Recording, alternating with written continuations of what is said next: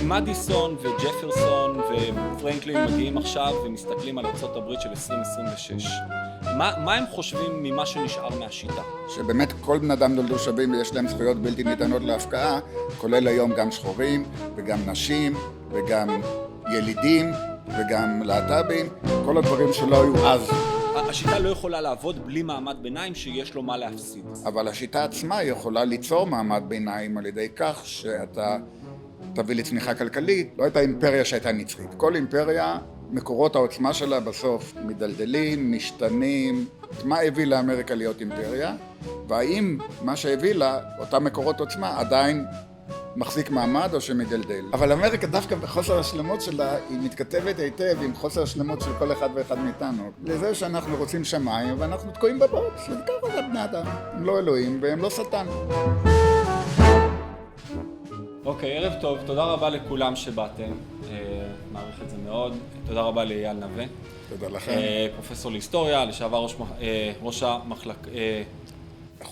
החוג להיסטוריה כללית באוניברסיטת תל אביב. אנחנו הקלטנו שני הפרקים הראשונים. בפרק הראשון אנחנו התמקדנו במה שקראת מהתיישבות ממושבות לארצות, ומארצות למדינה היה הפרק השני, בו דיברנו על המסמכים המכוננים, החוקה, הכרזת העצמאות, ועל בעצם השנים הראשונות והעיצוב של האתוס השלטוני האמריקאי.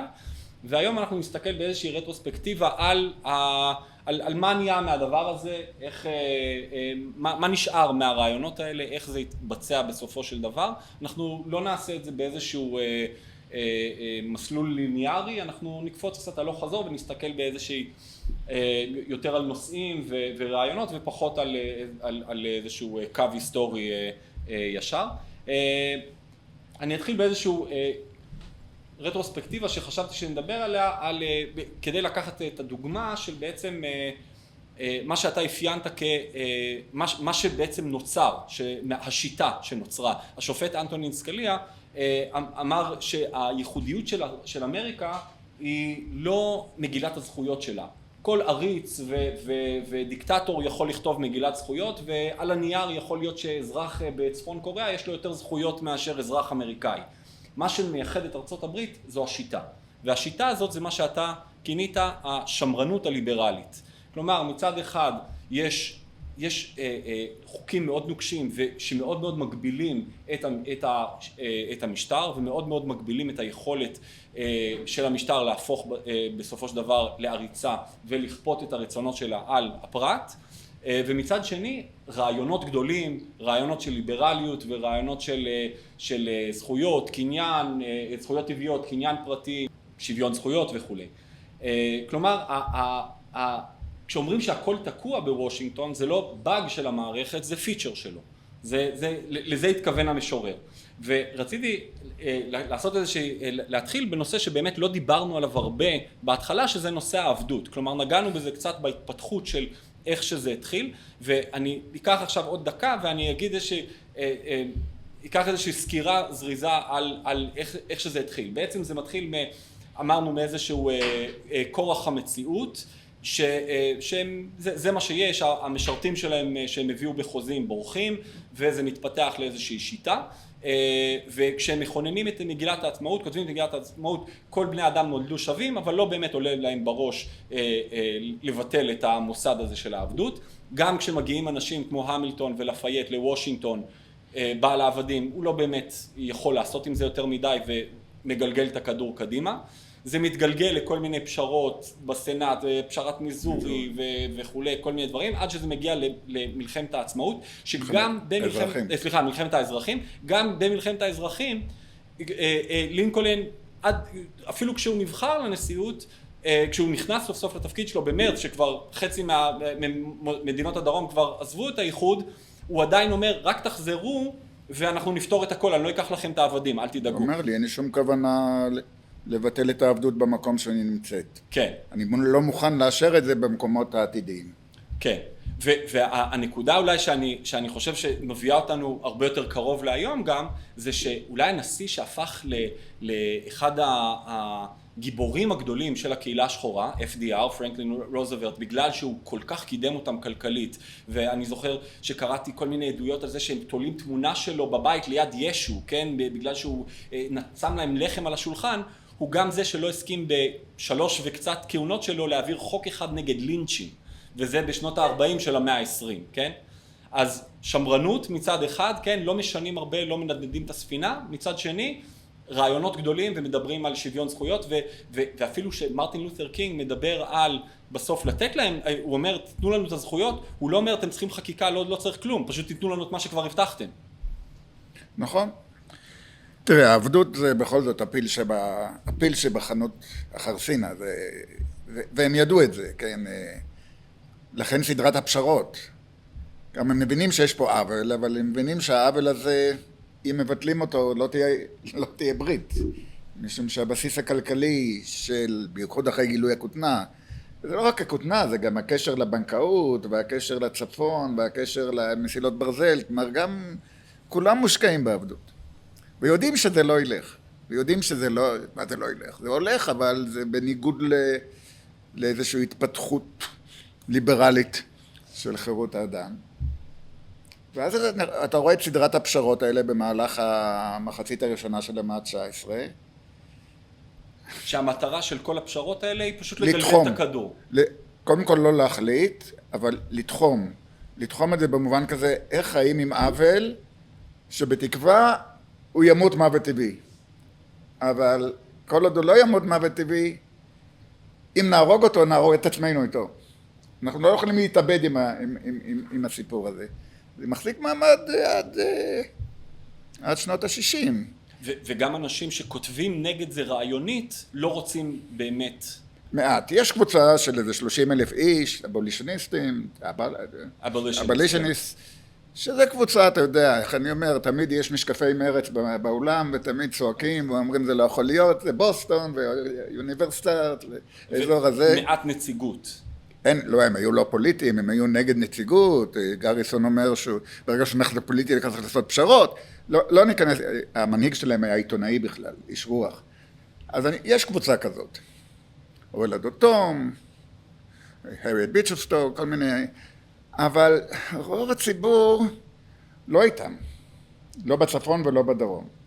רוב הציבור בעצם לינקולן מייצג, הוא אומר, זה קיים, אני לא מוכן לתת לזה גושפנקה בכך שאני יאשר את העבדות גם בטריטוריות שהן עדיין לא מדינות, ולכן צריך לתחום את זה במקום שזה קיים, אבל אני לא יכול להתייחס לעוול כלא עוול, כי זה עוול. הוא אומר, זה עוול מדיני, זה עוול כלכלי, זה עוול מוסרי. כמובן מוסרי כולם יודעים, אבל הוא אומר שזה גם מדיני, משום שזה מעוות, זה נושא כל מיני פרוצדורות מדיניות שנותנים למדינות העבדות הרבה יותר כוח בקונגרס מאשר למדינות חירות, וזה גם עוול כלכלי, הוא אומר, משום שזה משאיר את הדרום ברמה מאוד של פיגור כלכלי. אין תמריץ לאדם הלבן בדרום להתפתח, משום שהעבדות הופכת אותו לאיזה סוג של רדנק כזה, שאומר, טוב, זאת השיטה, לי אין עבד, לפחות אני לא שחור, והגזענות פה מזינה את השיטה, ולינקולן חושב שהדרום די מפגר. והוא לא חושב שצריך להנציח את הפיגור הזה במדינות הבאות שתהיו במערב. אז הקונפליקט הוא בעצם סביב מה שקורה במערב, ואז זה מתחיל. ונכון, לינקולן עד, אני חושב שכבר בקיץ 62 הוא הבין שצריך לשחרר את העבדים, הוא נתן את פקודת השחרור בינואר 63, אבל עד אז באמת הוא לא חושב שהמלחמה היא על עבדות, הוא חושב שהמלחמה היא על פרישה. על זכות הפרישה, והוא נגד זכות הפרישה. בדיבייטים המפורסמים שהוא עושה עם דאגלס, כשהוא מתמודד לסנאט ב-58, כן, 8. ומפסיד אגב. הוא אומר, דאגלס מטיח בו, הוא אומר לו, אתה בעד שיהיו נישואים בין גזעיים, והוא אומר חס וחלילה, אני לא הייתי אומר דבר כזה בחיים. נכון. וכשמגיעים שחורים אליו באיזושהי משלחת במהלך המלחמה, אז הוא מציע להם לחזור לאפריקה, הוא אומר שהפתרון הכי טוב יהיה לחזור לאפריקה, כלומר הגזענות הייתה כל כך שורשית שזה היה נראה להם הפתרון הכי נכון. ובכלל הרעיון הזה של לעשות איזשהו שינוי חוקתי לא עלה על דעתו עד אמצע המלחמה. כן, אמצע המלחמה הוא דיבר על שינוי רק במדינות המורדות.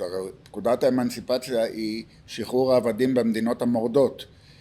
והיו מדינות עבדות שלא מרדו, כמו מרילנד, כמו דלוור, לא היה שם הרבה עבדות, ווסט וירג'יניה, וירג'יניה מרדה, אז הווסט שלה החליט למרוד מווירג'יניה והקים את ווסט וירג'יניה כלא מרד. ושם היו עבדים שהם לא שוחררו. כלומר לינקולן שחרר את העבדים במדינות המורדות. כן. במקום שלא היה לו סמכות לשחרר הוא שחרר, כי המדינות המורדות אין סמכות ללינקולן, במדינות שיש לו סמכות לשחרר, במדינות הלא מורדות הוא לא שחרר. כן. אבל מיד אחרי המלחמה הוא באמת לוחם לתיקון ה-13, שצריך לשחרר בכל מקום. לינקולן הוא באמת השמרן הליברלי הקלאסי. ואני חושב שהעובדה שעד היום הוא גדול נשיא ארצות הברית, אומר שבגדול, למרות מה שאנחנו רואים מסביב היום, ונדבר על זה בטח, כי היום יש איזו תחושת משבר, השמרנות הליברלית היא החוט הזה, שגורם לכך שהכוח הוא מושחת עד רמה מסוימת, ומתוקן עד רמה מסוימת, והוא אף פעם לא גולש לשחיתות צפון קוריאנית או סובייטית, כדי שהוא הורס את המערכת, והוא אף פעם לא מתוקן ברמת מהפכה שגם הורס את המערכת. יש פה איזה משהו לפי דעתי אני לפחות מעריך אותו, כי הוא חי עם סתירות, כל הזמן.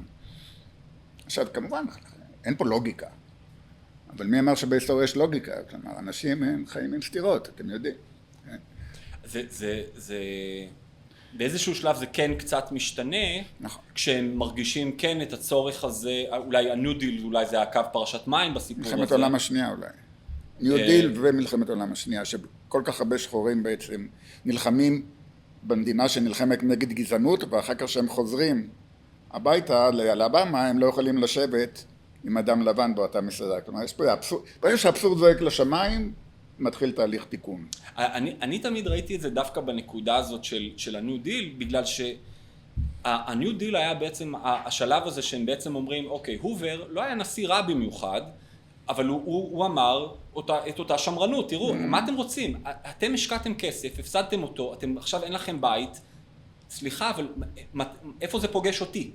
והוא מפסיד ל-FDR, לפרנקלין רוזוולט, והוא מיד מציע את הניו-דיל הזה ומתחיל להעביר חוק אחרי חוק, ואולי השנה הראשונה הכי מוצלחת בהיסטוריה של נשיאי ארצות הברית, והוא לוקח לעצמו בסוג של אימפריאליזם אקזקיוטיבי כזה, לוקח לעצמו מלא סמכויות, באיזשהו שלב הוא קצת עובר את הגבול גם עם הניסיון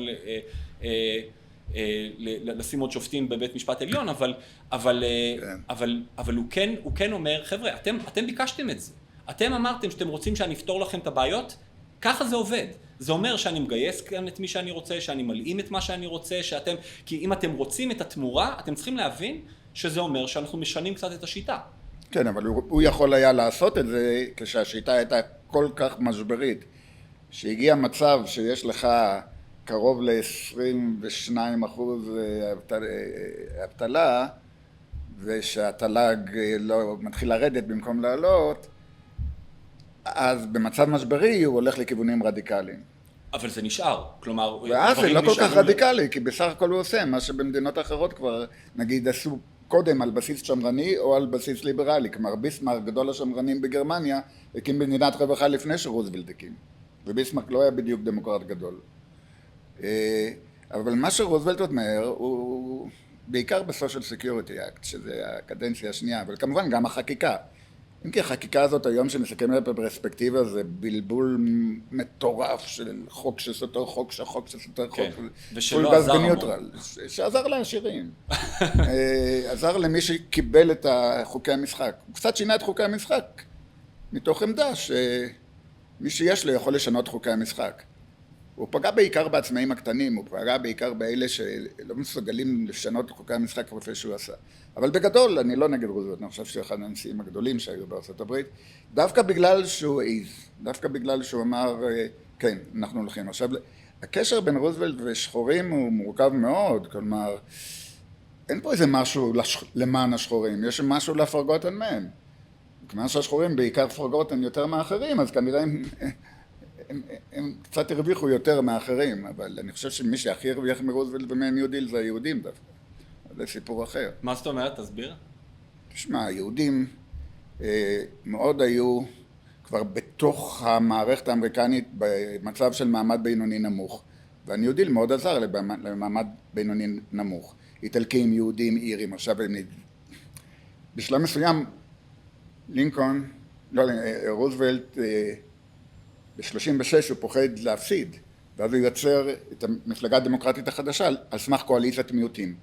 קואליציית המיעוטים זה יהודים, קודם כל. קתולים ויהודים, זה הקואליציה.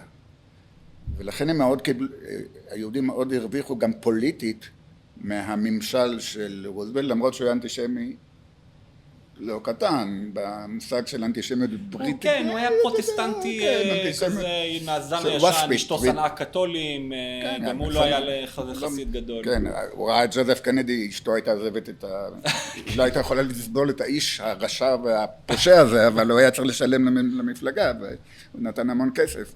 לג'ו, לאבא. לאבא של קנדי.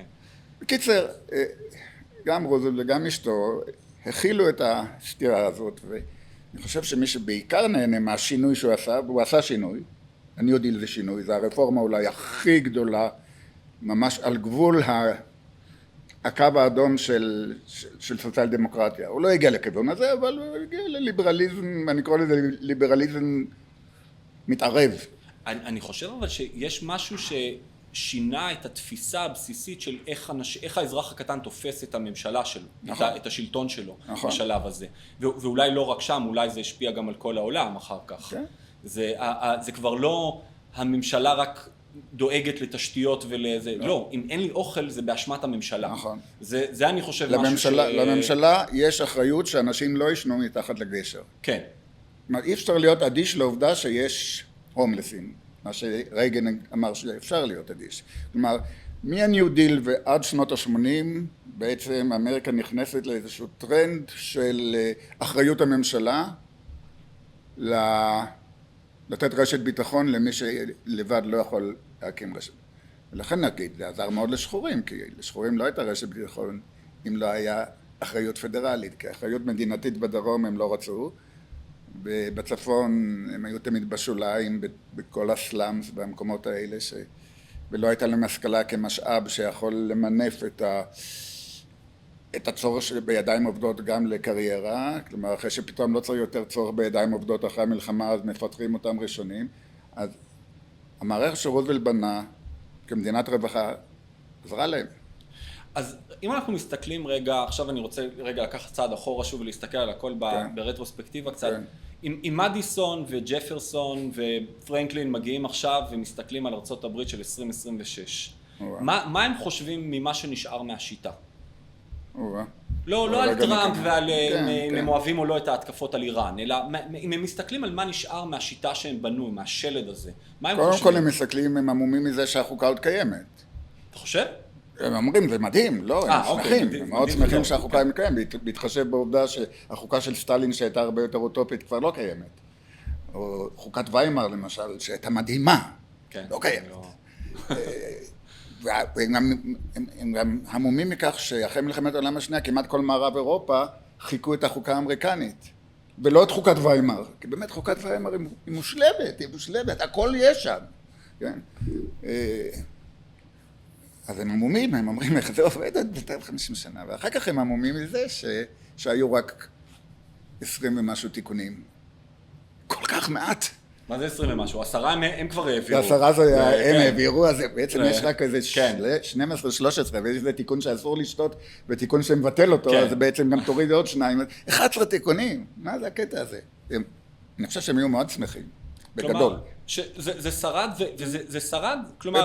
פחות ציניים, היו גם שמחים שהרעיון הזה של האופק, שבאמת כל בן אדם נולדו שווים ויש להם זכויות בלתי ניתנות להפקעה, כולל היום גם שחורים וגם נשים וגם ילידים וגם להט"בים, כל הדברים שלא היו אז שהם ניסחו את זה. אני חושב שהם היו שמחים. כן, בעצם כל הרעיונות האלה שהם חלמו עליהם, האופק הולך ומתעבר. וידעו שמתי שהם כותבים ש-all men are created equal ושזה self-evident, שזה בעצם לא היה לא self ולא evident, אבל שבסוף הממשל הלך לכיוון הזה, כלומר השיטה כן הובילה למקום הזה. אני חושב שהם לא היו שמחים מהפולריזציה שקורית נגמר בדור האחרון, אבל אני לא יודע, הם בטח לא היו כל כך טכנולוגיים כדי לראות איך שונאים אחד את השני ברשתות החברתיות, אבל הם היו כועסים על זה שהליברל הפך להיות יותר מדי רדיקל והשמרן הפך להיות יותר מדי ריאקציונר. כן, אני חושב שהתפיסה שלהם לגבי הממשלה, אני חושב שהשינוי הזה של הכוח השלטוני המאוד מרוכז היום שיש, אני חושב שזה משהו שהם לא היו, זאת לא הייתה כוונתם לפחות. כן, אבל הם היו בחברה ש90% מהאנשים היו חוואים, ואנחנו היום בחברה שרק 2% חוואים. כוונתם, הביזוריות הזאת הייתה מאוד ברוח ג'פרסון והפיזיוקרטים, שאדם חוואי שיש לו קרקע לא צריך שכל הזמן יבלבלו לו את המוח בבירוקרטים ובמיסוי ובדברים כאלה, והיום הם היו אולי לא כל כך מבסוטים. אם כי המילטון היה מבסוט, אני חושב. המילטון אומר, כן, זה עובד, צמיחה כלכלית, יש לנו את הקבוצה של... הוא כבר בוויכוח של ג'פרסון אמר, הקבוצה שתוביל זה אנשי עסקים. בחברה חקלאית, ג'פרסון אמר, זה אנשי עסקים, הקבוצה שתוביל תהיה חוואים. לא, הקבוצה שתוביל תהיה אנשי עסקים. וג'פרסון אמר, אם אתה תפתח את הבנק המרכזי, ואתה תפתח את המטבע, ואתה תרכז את כל הכסף ותתחיל את השוק, אז אנשים יפסיקו להיות חוואים, וכולם יתעסקו כל היום בכסף, ושניהם צדקו. כלומר, המילטון צדק בזה שזה עשה טוב לכלכלה האמריקאית, ג'פרסון צדק בזה שזה גמר את האתוס האגררי של ארצות הברית, של המדינה הזאת שהם הקימו. כן, אבל כמובן המילטון היה אומר לו, אם היה אומר, תראה איך הטכנולוגיה גורמת לכך שאנשים יכולים להכיל את עצמם גם אם יש 1% של האוכלוסייה שהם חוואים. לא צריך 90% אנשים שיעסקו בחוואים. וגם המילטון לא כל כך אהב, הוא לא אהב לעבוד את האדמה. לעבוד את האדמה, זה טוב בדרום. בבורסה. הוא גם היה הכי פרקטי מביניהם. כן, הוא גם התחתן לניו יורקית, הוא גם ידע איפה להתחתן, ידע איפה... הוא גם אמר לאדם, אני אומר אז מה אם הפסדת בבחירות? זה אומר שאתה צריך לוותר על השלטון? כן. היו לו יציאות כאלה, כן. אז בסדר. טראמפ גם חשב ככה, מה אם הפסיד? הוא אומר שלא, כן. עזוב, אבל כן, אני חושב שבסך הכל הם היו מבסוטים, אני חושב. כן. אוקיי. בוא נדבר על המדיניות חוץ, כלומר איך זה התבטא או אתה יודע מה, בוא קודם כל נחזור לנקודה הזאת שדיברת על המפלגות, שבעצם זה מתחיל מזה שוושינגטון מאוד מאוד מתנגד לרעיון הזה של מפלגות בכלל, כי הוא אומר שזה נוגד את הרעיון הזה, קודם כל לא צריך את זה. כלומר, הרעיון של ממשל הוא לשמור על זכויות ולדאוג למה אנחנו צריכים להיפרד לפי איזושהי אידיאולוגיות. בוא נחליט מה הדרך הכי טובה, ובשביל זה יש פה נשיא שמחליט ככה זה טוב, זה לא טוב, ולכן הוא מכניס שר אוצר המילטון ושר חוץ ג'פרסון, והוא כמו אמפייר כזה, מחליט זה טוב, זה לא טוב, זה אני אוהב יותר, ופה אנחנו ניקח את הכיוון שלו, אבל מהר מאוד זה מתפרק, והיום אנחנו נמצאים בעצם שמה שנשאר מזה זה שכל אחד פשוט, אנחנו בתצורה שכל אחד מנסה להכניע אחד את השני. כן, אבל בדרך היו כמה שלבים שאולי כדאי לדעת, כלומר הסיפור של ההימנעות ממפלגות לא עבדה, נוצרו שתי מפלגות סביב המילטון וג'פרסון, פדרליסטים, המילטון, דמוקרטים, רפובליקנים, ג'פרסון, זה החזיק מעמד איזה קדנציה ואחר כך זה ככה הלך, ואם וושינגטון היה קם בשליש הראשון של המאה ה-19 הוא היה מאוד מבסוט שבעצם אין מפלגות, ואחר כך עם ג'קסון בהקמת המפלגה הדמוקרטית שוב יש מפלגה שיוצאת נגד הממסד, ואז הממסד אומר איך נקה את ג'קסון, נקים מפלגה נגדו, ואז יש איזה הוויגים נגד הדמוקרטים, שזה המערכת השנייה. ומה האידיאולוגיות המובילות שם באותה תקופה? אין כל כך. שום דבר, לא, יש, לא רק שאין, אלא בין הוויגים והדמוקרטים זה איך אני אנצח בעוד 4 שנים. זה האידיאולוגיה. זה לא מאוד שונה מהיום. כן, היום יש קצת... אני אספר לך סיפור. ג'קסון שהקים את המפלגה הדמוקרטית, בהתחלה הוא הקים סיעה ג'קסוניאנית, קראו לזה ג'קסוניאנס. אחר כך אמרו, ואז איזה סמלים יהיה לה, ואז האויבים שלו אמרו, אתם חמורים. אז הוא אמר, אוקיי, אני אאמץ את זה וזה יהיה סמל למפלגה. חמור גאה, מה שנקרא. וזה נשאר. נשאר. ואז הוויגים יצאו מדעתם איך יכו את ג'קסון, ואז הם אמרו, נהיה יותר ג'קסון מג'קסון. כלומר, אם ג'קסון, נגיד, קרקף אינדיאנים והעם אוהב, אז נביא מועמד שהם קרקף אינדיאנים יותר. אם ג'קסון הוא גבר, נביא עוד יותר גבר, ואז הם הביאו אחד בשם הריסון. אם ג'קסון קוראים לו ניו אורלינס, קראו לו על שם הקרב שהוא ניצח. נגיד, יש כאלה אנשים, אחד קוראים לו עמק הבכר, אחד קוראים לו החווה הסינית, לג'קסון קראו ניו אורלינס. אז הביאו אחד שקראו לו טיפי קנו, שזה קרב נגד אינדיאנים, זה היה השם שלו, טיפי קנו, זה בעצם אדם בשם הריסון. וזה הסתדר טוב עם הסגן שלו, טיילור, היה להם סיסמה טיפי קנו and טיילור 2, טיפי קנו and טיילור 2. זה היה האידיאולוגיה של הביגים ב-1840, ומזה הם ניצחו את ה... ואז כמובן הריסון אמר, נעשה מה שג'קסון עשה, נעשה פסטיבל גדול, אבל זה היה 40 פרנהייט מתחת, לא 40, אבל 20 פרנהייט מתחת להם, והרופאים אמרו להריסון, אל תעשה את זה בחוץ, כי תתקרר, הוא אמר, אבל מה, אני גבר, כן. אז הוא עושה את זה בחוץ, התקרר ומת, אחרי 3 שבועות, ואז הטיילור 2, שאף אחד לא ידע מי זה, הגיע להיות נשיא. ואז קראו לו his excellency, וינסם his excellency, ובסוף העיפו אותו. כלומר, זה השתי המפלגות הכי, לא רק שהן לא אידיאולוגיות, הן גם לא סוגייתיות. היום אי אפשר להגיד שיש הבדל אידיאולוגיה, אבל יש סוגיות שמפצלות את שתי המפלגות. לכאורה. לכאורה. כן. בין הוויגים והדמוקרטים, עד מלחמת אזרחים לא היה שום הבדל. שקם במפלגה הרפובליקנית, היא קמה סביב ההתנגדות להתפשטות העבדות מערב, אז זה התחיל כוועדות אצלון כאלה, ואחר כך מפלגות, והנה קמה מפלגה. ומהר מאוד, אחרי הניצחון, המפלגה הפכה להיות מפלגת השלטון, ומפלגת הביג ביזנס, ומפלגת השחיתות, ומפלגת הרפורמה, טדי רוזוולט, שאמר, אנחנו רוצים להמשיך להיות, אנחנו רוצים לתקן את המפלגה מבפנים, והוא אכן תיקן. המושג הזה של פרוגרסיבים, שהוא זה לא הפרוגרסיבים של היום. זה עובר שינוי אידיאולוגי. אוי, זה באמת של להבדיל, זה לא אותם פרוגרסיבים של היום.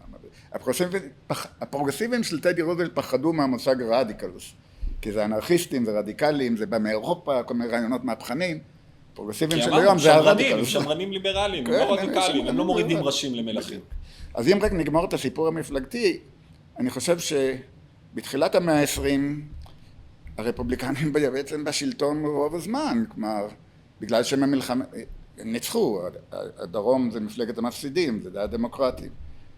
כמובן, קליבלנד חזר עם זה, הוא לא היה ממש דמוקרט, אבל ווילסון, אפשר להגיד, הוא החזיר חזרה את המפלגה הדמוקרטית. ואת הגזענות. ואת הגזענות, וכל זה, ואחר כך אותם הרפובליקנים חזרו, ומ-FDR זה מתחיל להיות כמו שאנחנו מכירים. FDR זה רוזוולט, השני. הוא בנה מחדש את המפלגה הדמוקרטית על בסיס קואליציית המיעוטים, נטה יותר לכיוון הליברלי מאשר השמרני, אבל לא עד הסוף, כי היה לו... ואז התחיל דבר מאוד מעניין, שהחזיק מעמד, אני חושב, באמת עד אני יודע עד מתי, עד אולי רייגן, כמעט 100 שנה, המפלגה הרפובליקנית, יש לה זנב ריאקציונרי, והמפלגה הדמוקרטית יש לה זנב שמאלני. והמפלגה לפני הבחירות עושה הכל כדי להחביא את הזנב. שלא יחשבו שאלה שמאלנים או אלה ריאקציונרים. כי תמיד שאם הזנב מנצח המפלגה מפסידה. זה עניין פוליטי במיוחד, כי פשוט אתה מבין שהשמאל והימין יהיה לך תמיד בהתאמה, אתה נאבק על כל את המרכז. וזה הלך טוב, תחשוב רגע. רוזוולט נטרל את הנרי וואלאס, היה לו הנרי וואלאס שמאלני כזה, הוא לא רצה אותו. ואחר כך אייזנהאואר נטרל את כל המקארתיסטים וכל החבר'ה האלה כדי שלא יהיה להם ימין. ואחר כך קנדי נטרל את אדם בשם סטיבנסון, גם כן, פרופסור. וגם המפרי, שהיה קצת שמאלני מדי. כן, וגם המפרי. ואחר כך ניקסון, שעשו לו פייסליפטינג מהשמרני למרכז, הוא נטרל את גולדווטר. כן. ואחר כך עוד פעם, תמיד המרכז מנצח עד שהגיע רייגן וקצת טרף את העניין. ואז התחיל תהליך קצת של הליכה לזנבות. אני חושב שהיום אנחנו בהליכה לזנבות, אנחנו לא בזנב, אבל אני תמיד אומר לתלמידים, אנחנו בטוסיק של הפיל ובטוסיק של החמור, עוד לא הגענו לזנב. אבל אנחנו כבר מעבר לגוף, וצריך להיזהר.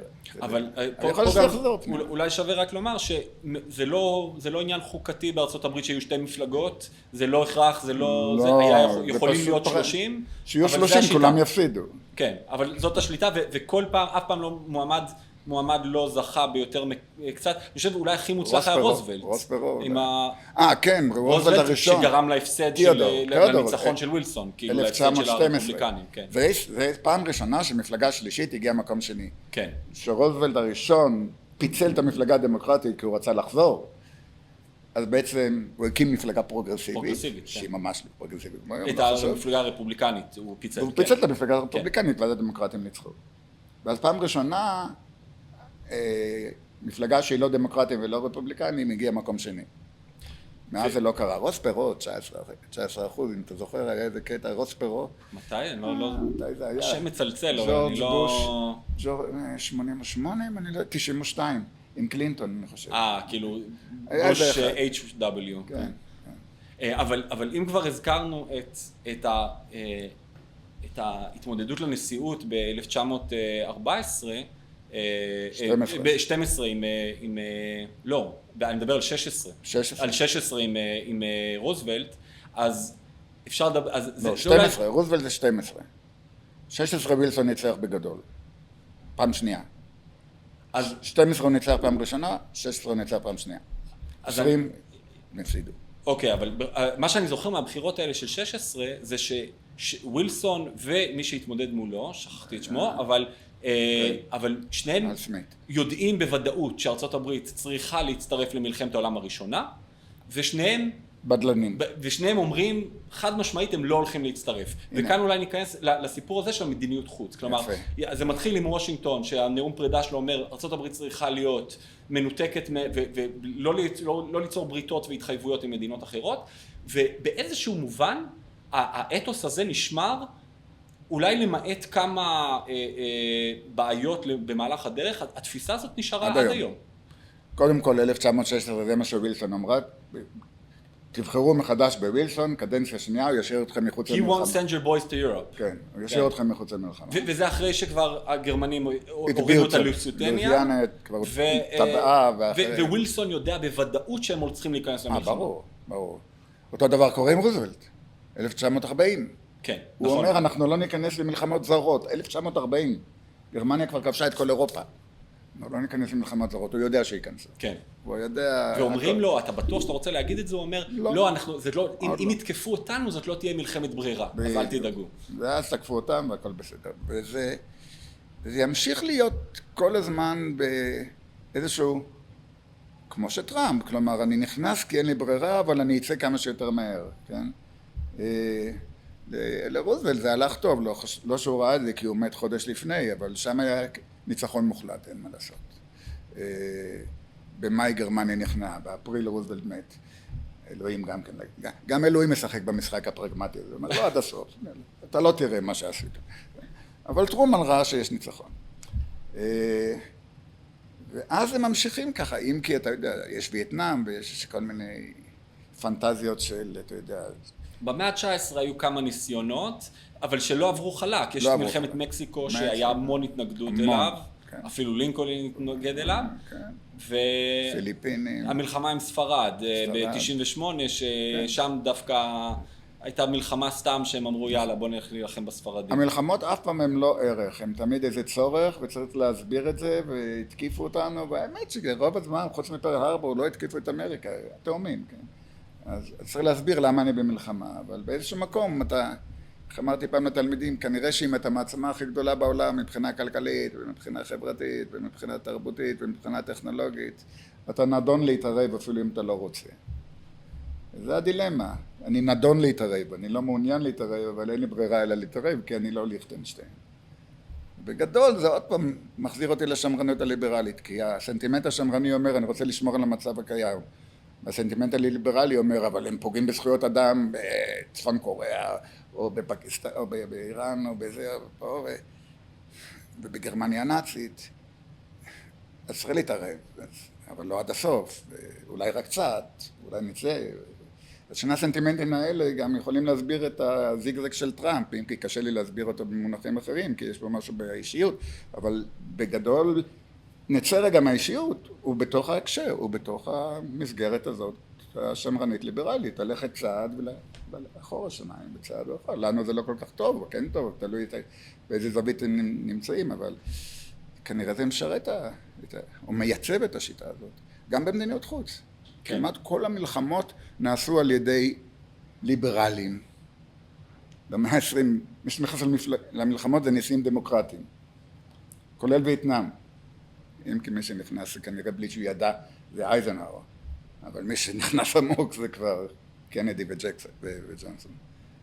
אז עצם העובדה הזאת שאתה נכנס למלחמה כי אתה לא רוצה, שזה חוט השני, זה הולך, קלינטון בסוף גמר את העניין של בוסניה למרות שהוא לא רצה, כן? והפציץ את סומלי כי הוא לא רצה. כן. אז זה ימשיך. זקנים האמריקאים האלה, תמיד גוררים אותם. כן, בדיוק, לא רוצה. אבל הם יכולים כי כנראה יש איזה רגע שהם יכולים, זה לא דורש מי יודע מה קורבנות, כי בכל זאת זה צבא מקצועי, בשביל זה הוא נועד להיכנס למלחמות, וברגע שזה פוגע בכלכלה, זה כן גורר קורבנות, ואז יש את הנסיגה הזאת.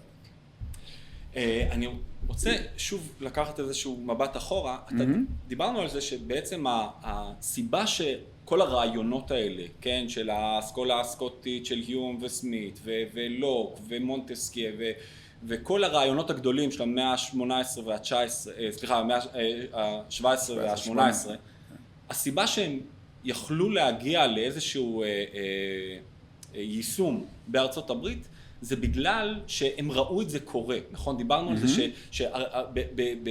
שבאנגליה כותבים את הרעיונות, אבל בארצות הברית, באמריקה, במושבות, זה כבר קורה. בעצם בגלל סוג של משאבים בלתי מוגבלים, מעמד ביניים שצומח מלמטה, סוג של כוח, דיברנו על גם ההשפעות הדתיות, הרבה מגיע מלמטה למעלה, וזה בעצם מייצר את היישום הזה של השיטה, שמייצרת מעמד ביניים ששולט ולא צריך את האליטות האלה.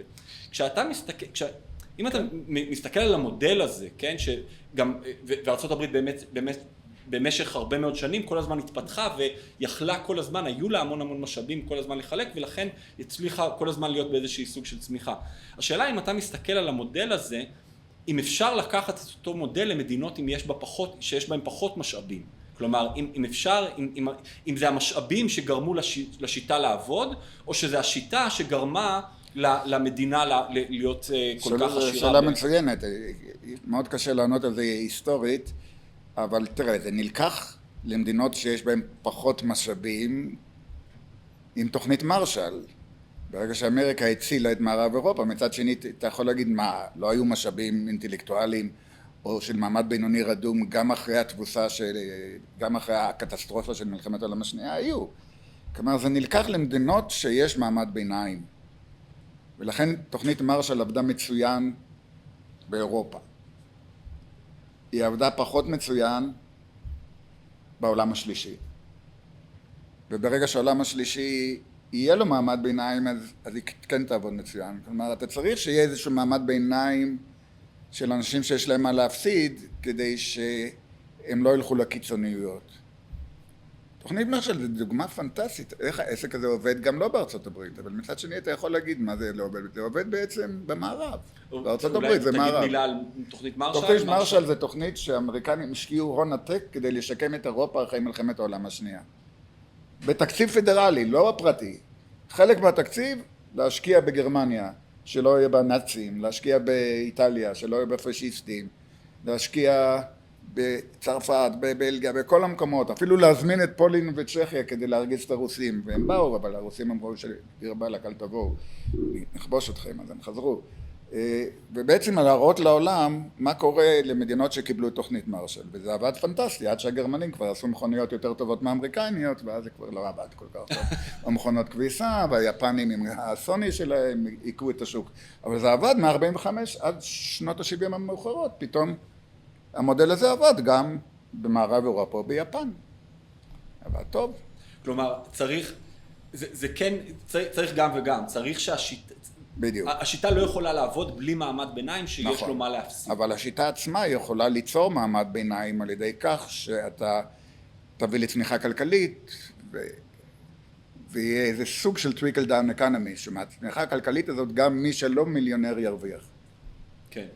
זה כמה שאני הייתי בברקלי, 6 שנים הייתי בארצות הברית, מ-1981 עד 1986.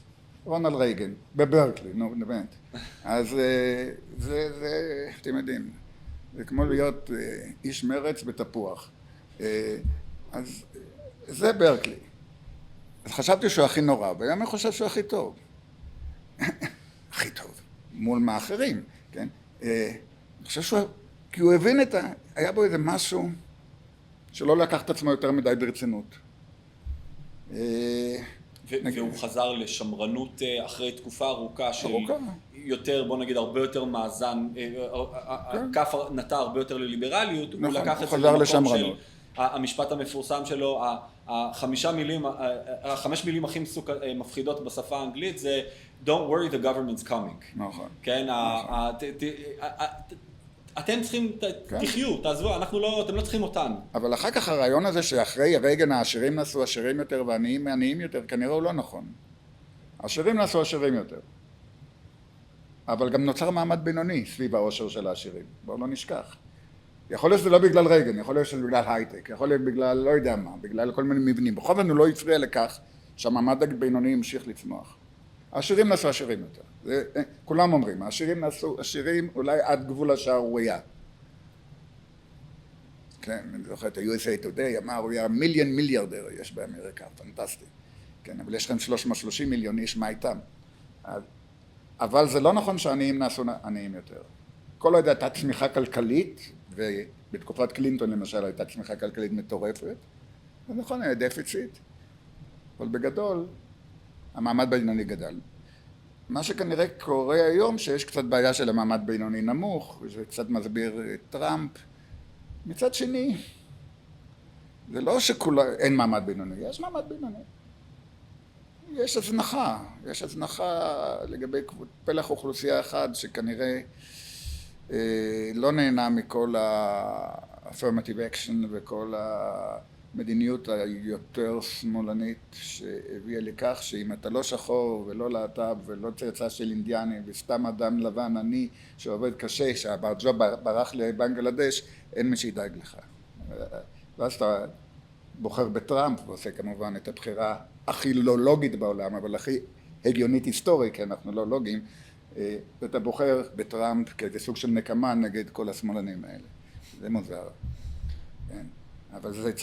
אבל אני מבין את זה, שיש לך מעמד בינוני נמוך שכל כך נפגע מהעובדה שלא השקיעו בו. והוא גם מרגיש תחושת קיפוח, לקחו לו את המדינה במובן הזה ששינו את חוקי המשחק. הבן שלו לא יכול להיות באוניברסיטה כי יש מכסות. פעם הוא היה מרביץ 2 סטירות לילדים, היום הוא ייכנס לכלא אם הוא יעשה את זה. כל מיני דברים, הגיעו פמיניסטיות, זה מעצבן אותו, אז הוא הולך לטראמפ.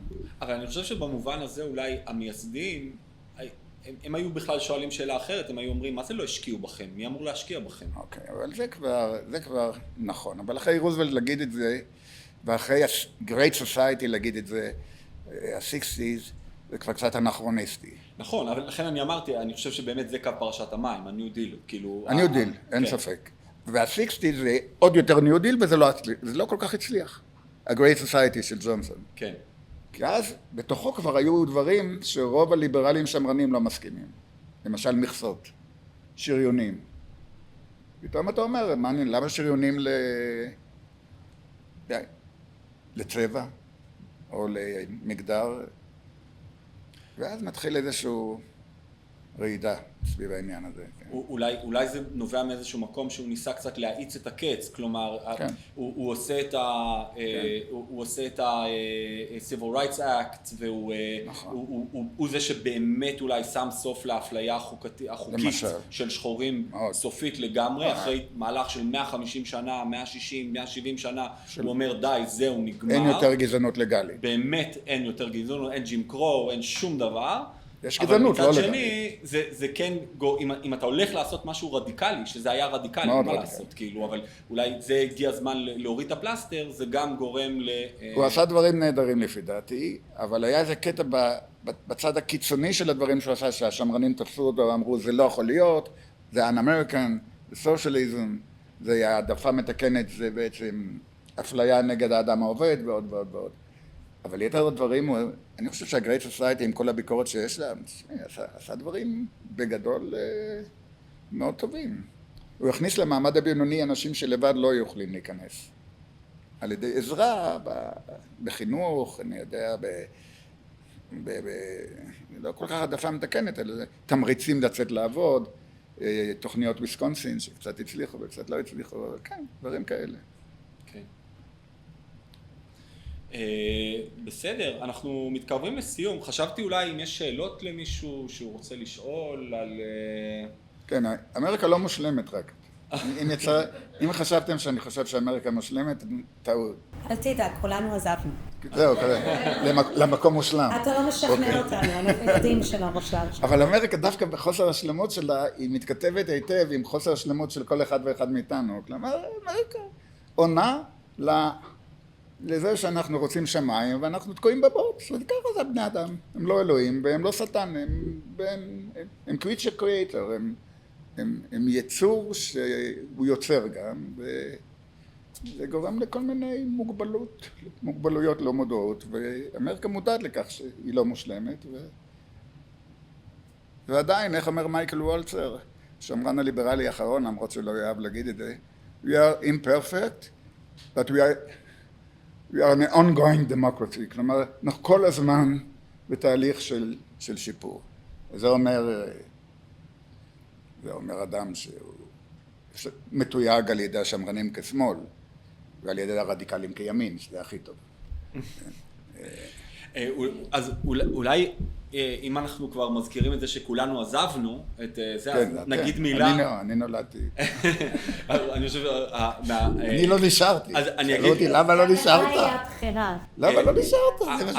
אבא שלי עבד עבור בובי קנדי ועבור יוברט המפרי וקצת עבור JFK, ואולי דרך זה אני גם אשאל איזושהי שאלה, אולי ניגע טיפה ביהודים. התחלת, אמרת שהשינוי הגדול היה עם FDR, הרבה אמריקאים, סליחה, הרבה יהודים מגיעים ממזרח אירופה בסוף המאה ה-19 ובונים מעמד מאוד מאוד משמעותי, אחד המיעוטים הגדולים שם והקהילה היהודית השנייה בגודלה בעולם וההשפעה מאוד מאוד גדולה, ועכשיו גם אולי הפעם הראשונה שאנחנו רואים שינוי בזהות הפוליטית שלהם זה תחת טראמפ, ושגם עכשיו אצל רייגן כבר התחיל תהליך, כבר היה אירווין קריסטול והקבוצה הזאת שכבר התחילו לעבור משמאל לימין קצת, בשנות ה-80 המאוחרות, אבל נכון, עכשיו אתה רואה את זה עוד יותר. אני קצת לוקח, פוליטית, בגלל המפלגה הדמוקרטית החדשה, מ-36 היהודים מאוד אין, אבל כניסה ממש לתוך המעמד הבינוני זה ה-GI ביל, זה אחרי מלחמת העולם השנייה, טרומן והסובסידיות שהוא נתן ללוחמים ולאזרחים שהשתתפו במלחמה, היהודים מאוד מאוד ניצלו את זה בעיקר בתחום ההשכלה, על ידי כך שאפשר ללמוד בסובסידיה פדרלית, ותמיד היהודים, המקפצה שלהם, בגדול זה להכללה, אבל המקפצה של היהודים היא דרך ההשכלה, ולא דרך העסק הקטן בפינה, אלא דרך ההשכלה, ומההשכלה כבר בתוך המעמד הבינוני. ולפי דעתי משנות ה-50, וגם צריך להבין שאחרי מה שקרה באירופה, אחרי השואה, זה כבר לא לגיטימי להיות אנטישמי. לא שאין אנטישמיות, אבל זה כבר לא אין. אתה לא יכול להגיד כמו פורד, אני גאה להיות אנטישמי. אתה לא יכול להגיד. אתה יכול להגיד, אני לא אנטישמי, אני אנטי-ישראלי, אני לא צריך להסביר למה אתה שונא יהודים כאן. אבל אתה כבר לא אומר אני אנטישמי, כי אני פשוט שונא אותם, כי הם בזויים, כי היטלר אמר את זה, לא נעים, נלחמתי בי. אתה יכול, התיקון הראשון לחוקה תגן עליך, אבל זה לא... תגן עליך, אבל זה לא כבר, לא ייתן לך יתרון פוליטי או יתרון, אני יודע, נורמטיבי בתוך מערכת. כן. ואין ניו יורק. תלוי איפה, כן. לא, זה ייתן לך יתרון בקהילה שלך. לפעמים בקהילה כן, אבל ברמת המקרו... כן, לא, אני חושב שכן, אבל זה משתנה אולי במידה מסוימת. יכול להיות עכשיו. לאחרונה. יכול להיות עכשיו, אני לא יודע, יכול להיות עכשיו. זה הרגע שבאמת אין לי הרבה מה להוסיף, אני קורא עיתונים כמוכם, מה אנחנו יודעים. עוד 20 שנה תיתן לנו את אני עוד 20 שנה. לא נראה לי שאני אתן, אבל לא חשוב. אבל כן, זה העניין, זה הלימיט של המקצוע שלנו, שאם אין לנו איזושהי פרספקטיבה, אנחנו לא יכולים להגיד שום דבר משמעותי. אנחנו אומרים, אבל זה לא משמעותי. כן. דברו. לא, רציתי לשאול, כאילו, באמת כשאתה מסתכל על ארצות הברית עכשיו, כאילו, אני מאוד נהנית הרבה נשמות ליברליסט, אבל כאילו, מהפרט ההיסטורי, וכל התקופות וכל הטלטלות וכל הדברים, זה באמת נדיר? כאילו, מה אתה חושב על מה שקורה עכשיו? כמה זה נדיר, כמה זה מאוד עושה? לא, אני חושב שקודם כל זה...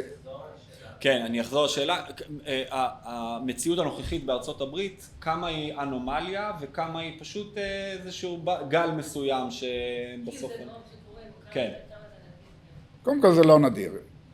במקרו-היסטורי כל אימפריה מגיעה לשיא ועוברת את השיא. עוד לא הייתה אימפריה שהייתה נצחית.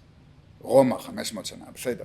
לא הייתה אימפריה שהייתה נצחית. כל אימפריה, מקורות העוצמה שלה בסוף מדלדלים, משתנים, לא רלוונטיים יותר, ולכן צריך לבדוק את זה במונחים של מקורות העוצמה האמריקנית. מה הביא לאמריקה להיות אימפריה, והאם מה שהביא לה, אותם מקורות עוצמה, עדיין מחזיק מעמד או שמדלדל. אני אתן לך תשובה מאוד מאוד טכנית, כי אני יכול לעשות על זה הרצאה שלמה.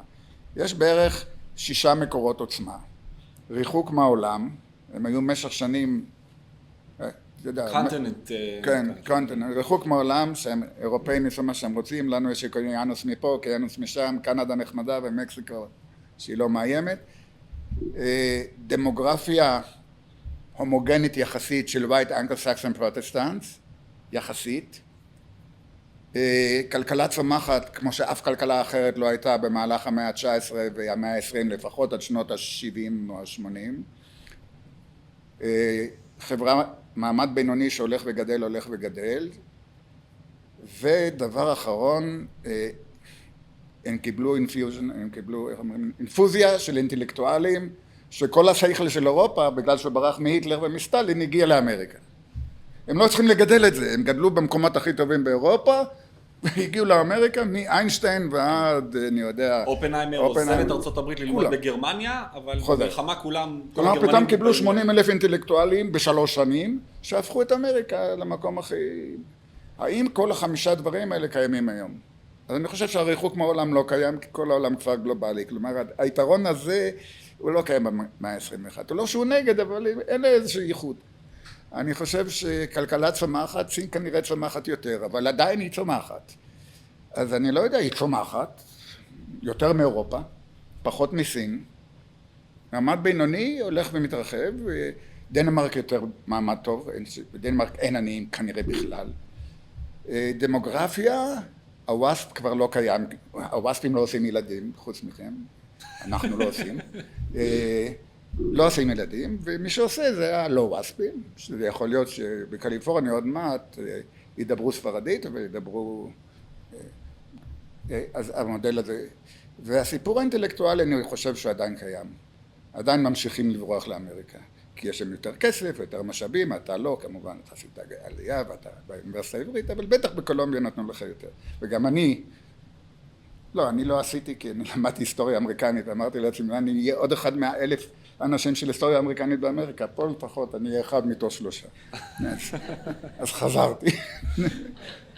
חוץ מזה השיטה, בשנות ה-80, שפרופסור ירבץ שלחתי לאמריקה ואמר, אם לא תחזור, אני אגדיר אותך כנפולת של נמושות ואתה יורד. הוא היה איש של רבין, וככה דיברו, והוא אמר, אתה תחזור, וגם הוא אמר לי, זה דבר מדהים, יש לך ג'וב מובטח.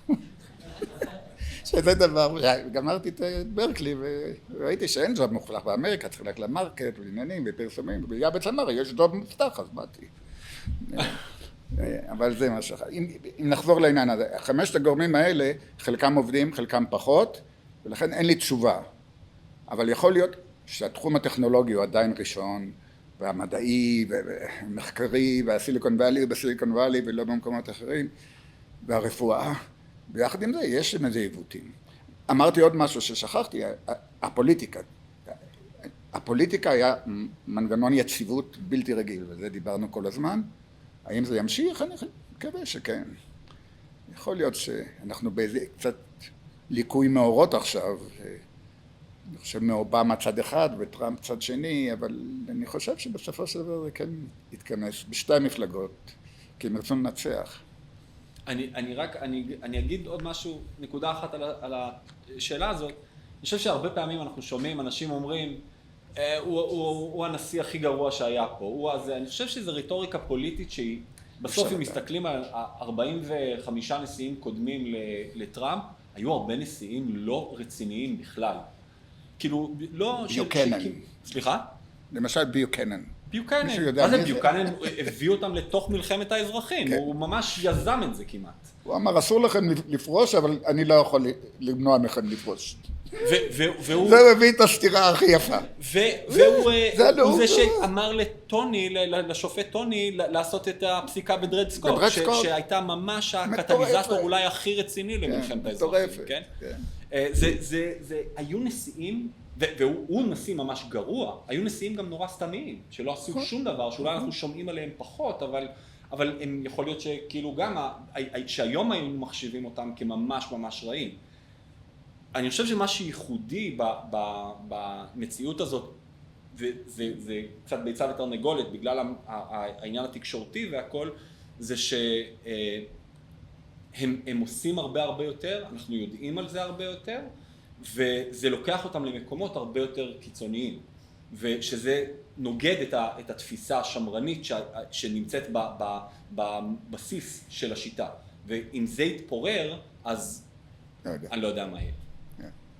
האם רק ביכולים לקחת את המודל של ארצות הברית והמייסדים ולבנות חוקה ולבנות את זה פה, או מה אפשר לקחת פה ולבנות פה? אני מאוד מתרשם ממה שאמרת, שהמייסדים בארצות הברית היו להם עקרונות, למרות שהם לא בעצם פעלו לפי אותם עקרונות. נכון.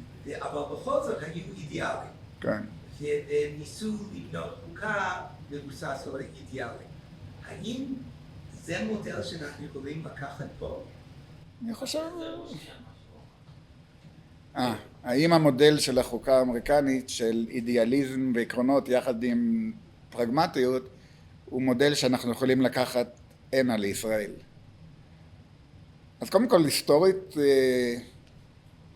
הלאומיות היהודית הציונית היא לאומיות שצמחה באירופה ולא באמריקה.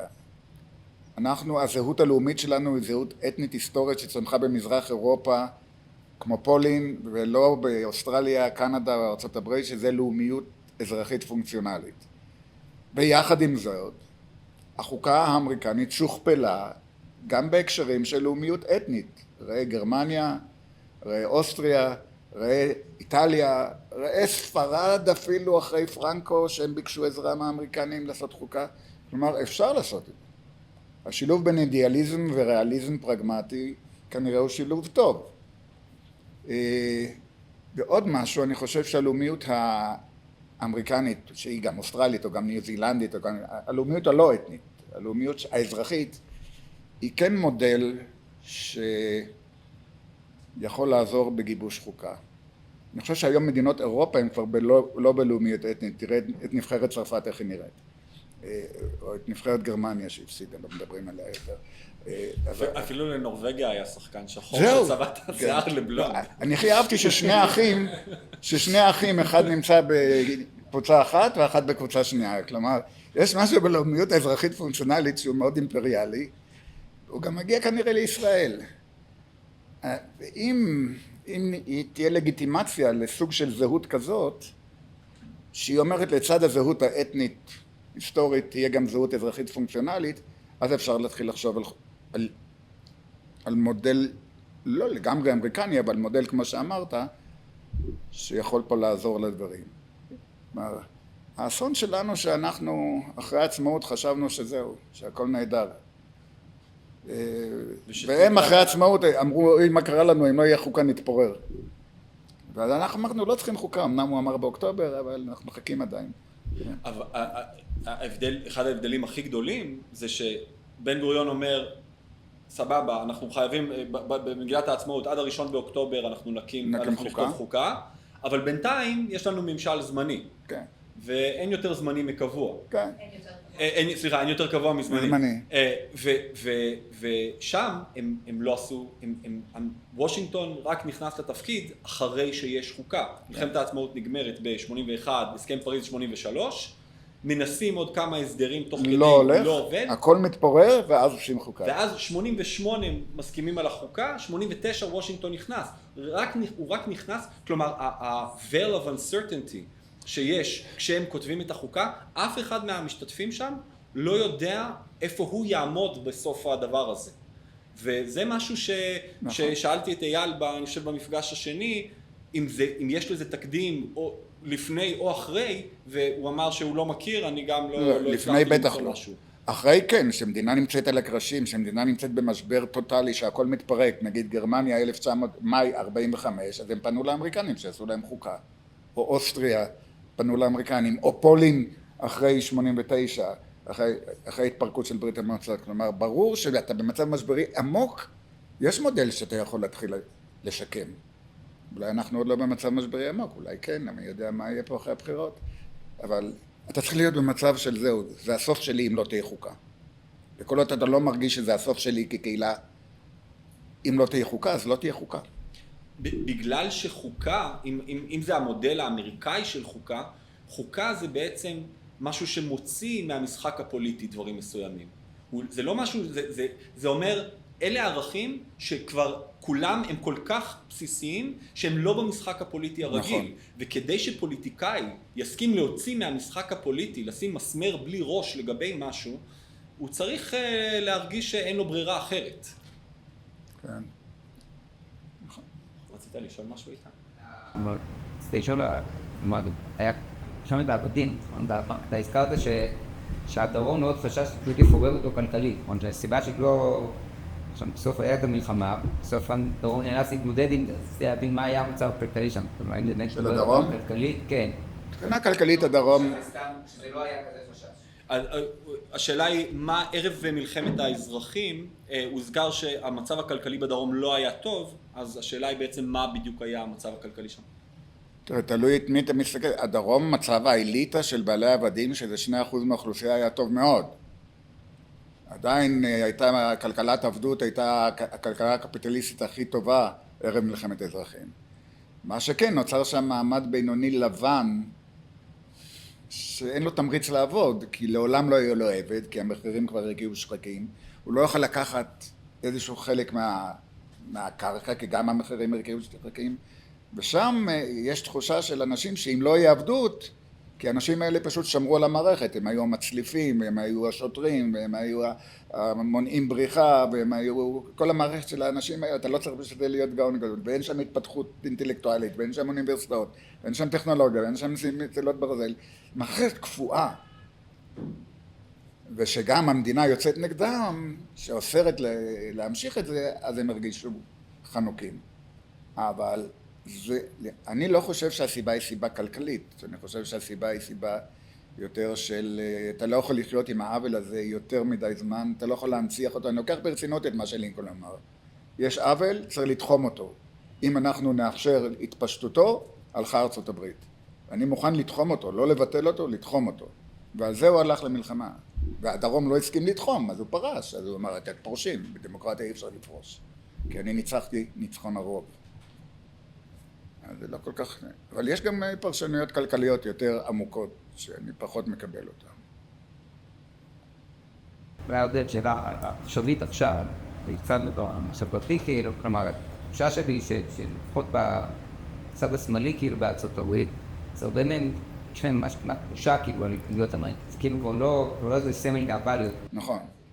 אז עכשיו אני לא יודע שבצד השמאלי אין יותר את תחושת הגאווה. היסטוריים, היה דבר כזה ש...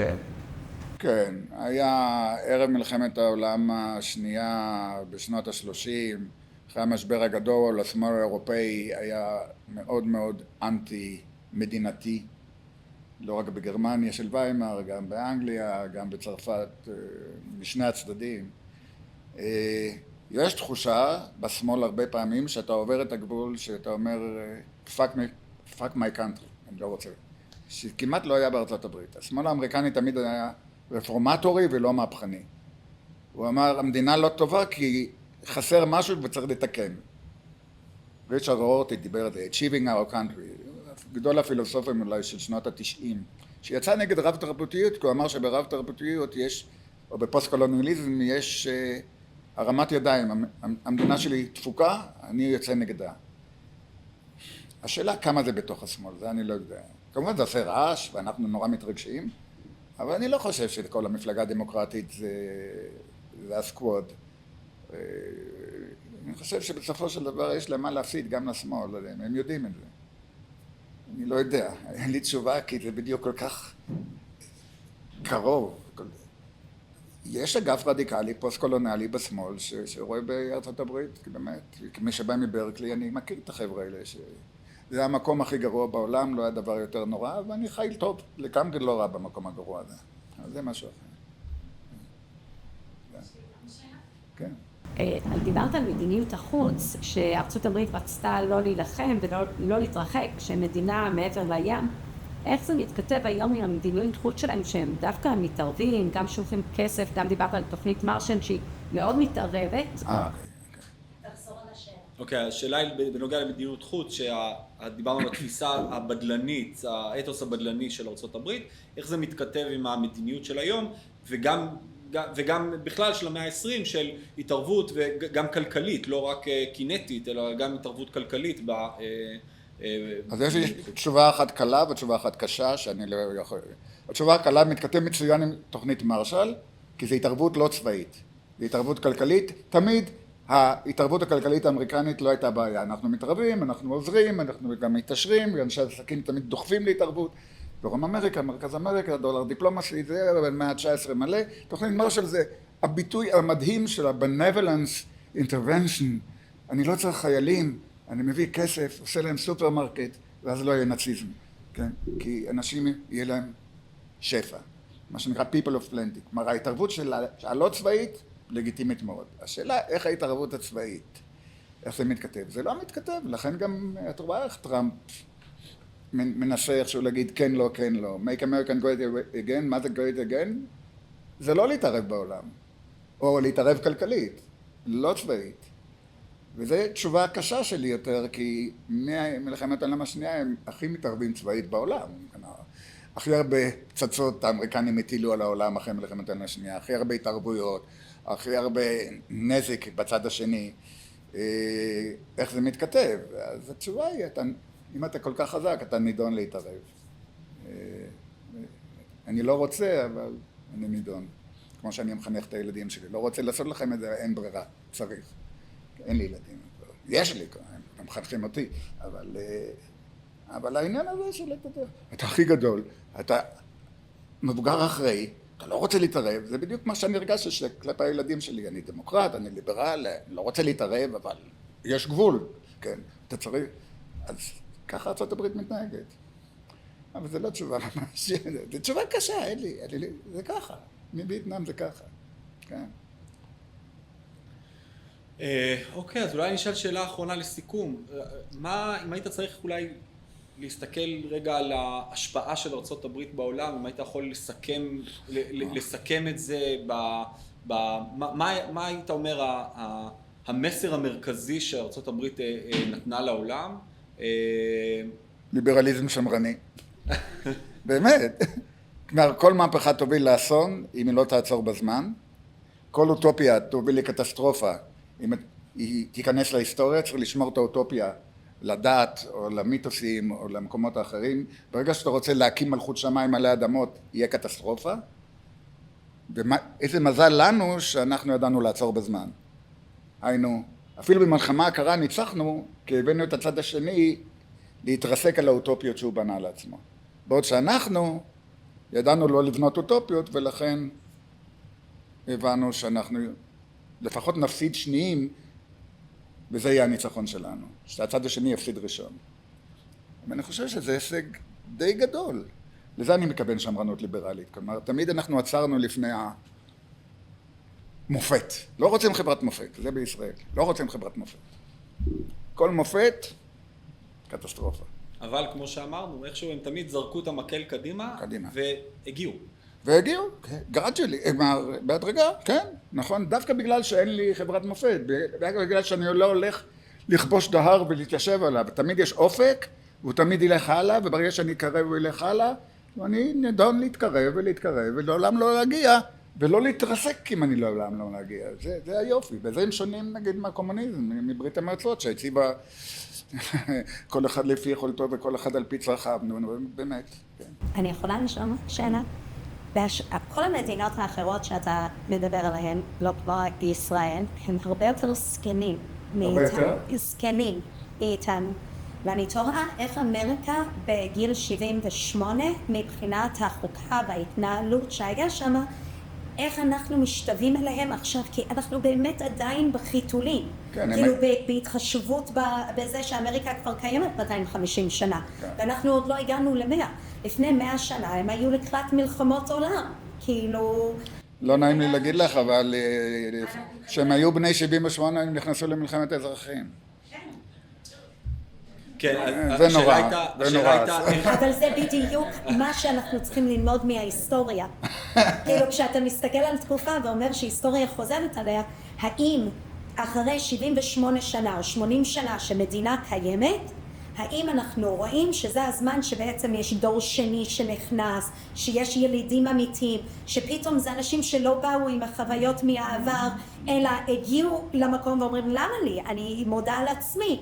דור ששכח את השואה באיזשהו מובן, העולם הם כאילו קיבלנו את הסתירה שעדיין שונאים אותנו, אז אני תוהה, זה מאוד קל לשבת כאן ולהסתכל אחורה על 250 שנה ולהגיד זה מה שהם עברו, אבל בפועל אנחנו במצב הרבה יותר טוב ממה שהם היו עם החוקה שלהם בגיל 78.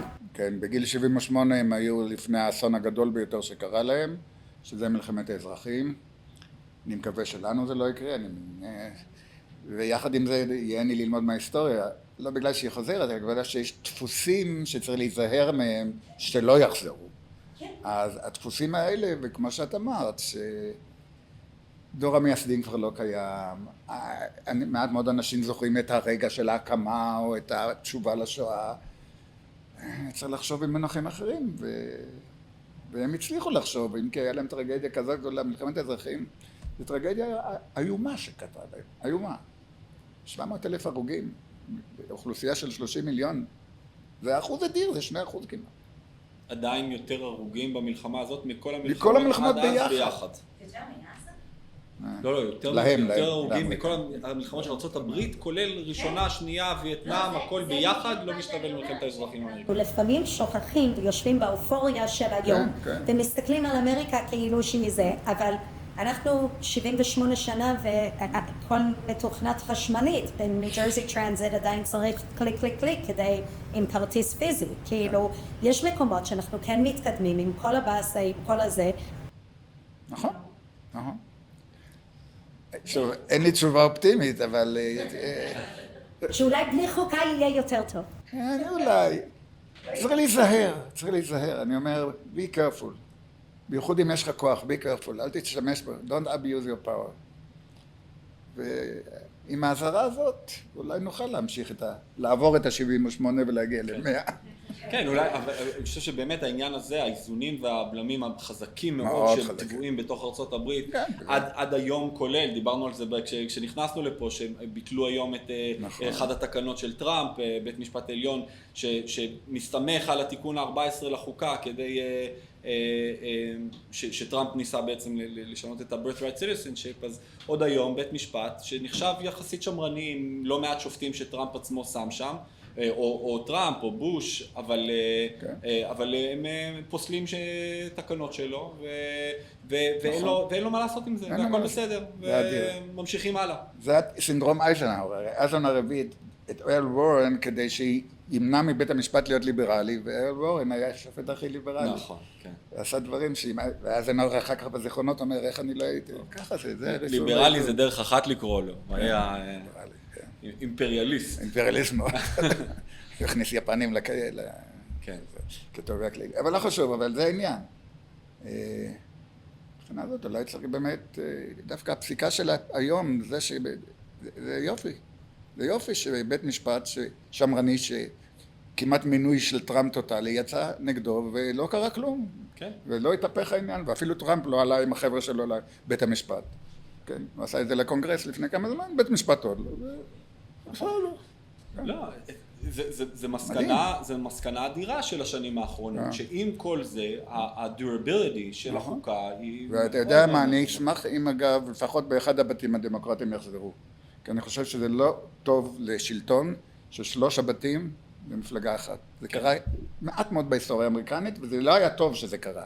זה קרה בתקופה של רוזוולט, הפחות טובה שלו, זה קרה בתקופה של ג'ונסון, הפחות טובה שלו, ב-68. כן. היה איזה רגע שלפני שהוא הפסיד בבחירות המשנה. אמרתי את זה בהתחלה, להגיד ששום דבר לא זז בוושינגטון זה לא באג, זה פיצ'ר. נכון, כן, נכון. בסדר, תודה רבה לפרופסור אייל נווה. תודה לכם.